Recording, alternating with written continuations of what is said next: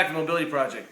Today we're going to go beyond just exercise for exercise's sake. What I want you guys to get in the habit of is seeing a movement and trying to understand what's happening with the athlete underneath there. Trying to understand what compromises they're making, what kind of movement faults, or what we can learn about watching that athlete.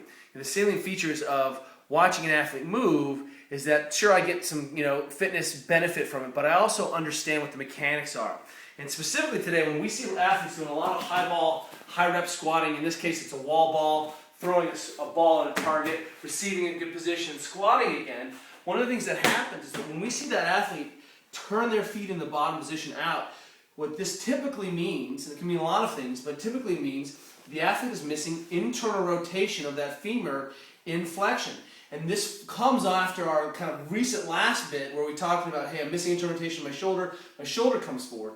If I'm missing relative internal rotation or internal rotation of my femur in flexion at the hip, what ends up happening is that I'm going to blow off that torque by turning the foot out. That unloads that kind of the demands of the internal rotation, and this is what the bottom of my squat looks like. So the demands of internal rotation are less on the femur because I've turned the foot out. Then the problem is my knee is now in an unlocked position, and that's where I turn my ACL, MCL. And this is why something like an overhead squat or running around becomes such a good screen for ACL dysfunction, MCL dysfunction, meniscus tear, all of those things. This is a kind of a valgus knee force. The ankle's collapsed, my foot is collapsed, and I end up kind of collapsing through. So when we see athletes struggling, it's not a lack of external rotation. Certainly they can't do that, but it's because they can't internally rotate. So watch athletes do this, and then if you flip them up on their backs and held them in this position, anchored the femur, they should have about 30 to 40 degrees of internal rotation.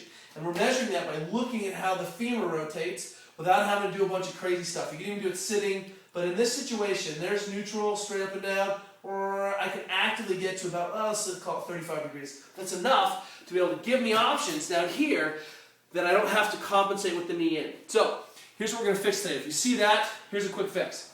You've got to work on internal rotation and flexion. Now, one of the things we're trying to do here at the MobilityWOD is make things like stretching and soft tissue mobilization a lot cooler. What? You don't have a skull kettlebell to mobilize with? Well, you can get one. Check this out.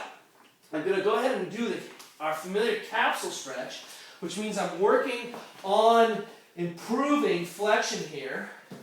The knee's in flexion. I've got the band distracting laterally. But instead of going and working on the lateral part of the capsule, I'm going to internally rotate my leg and camp out in that position and push into flexion. I'm going to use my skull bell to be able to anchor my foot down. And so I can go ahead and kick myself into a little internal rotation of that leg by hooking on the outside. And I can just camp out here. I can contract and relax, work on just the musculature. I can push into different positions. I can oscillate in and out. And just by kind of hanging out on working on my internal rotation and flexion, it's a big deal. And you'll notice that this makes a very, very powerful change. Another way to tackle that, just in that one change, look at that, watch this. Big difference. And that gives me movement options in order to be able to externally rotate, I have to be able to get my leg into a position where I can do that. If I have to compromise, then I can't actually rotate. I can certainly do the same thing as if I wound up on the wall.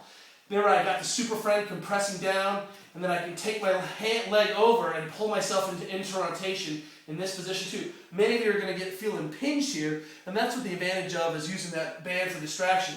But even if I got some weight going through this, or a super friend, or even anchored my own hand, I could even oscillate into that internal rotation position and contract, relax there.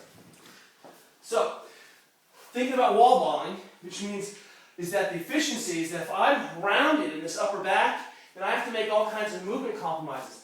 I want to basically be able to keep my torso upright and quiet, receive the ball, land in a good position, and return so that I don't have to drop that torso or load ineffectively. So the second piece to this today is I'm going to grab my foam roller, whatever you got, grab your skull kettlebell, and then what we're going to do is anchor this thing from the top, and then I'm just going to arm is straight, fully externally rotated, and then I'm going to lower it down, and I'm mobilizing basically from the kind of proximal side not the distal side, from the side close to the body, which is a little bit different. And then anchor. So I'm anchored distally, and then immobilize at the trunk and down, and it's tight and ugly, and it's contract, relax, hang out, and you're going to extend a little bit, contract, relax, hang out. This will set you up for a better positioning to be able to extend without having to lose this position, put my head in a bad position, end up with all that kind of horror show.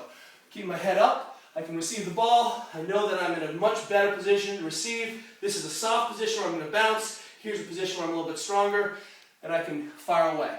That's what's on tap today. See if you can try that internal rotation mob and see if that doesn't improve your bottom position. See how it's analogous to internal rotation of your shoulder, and we'll see you tomorrow.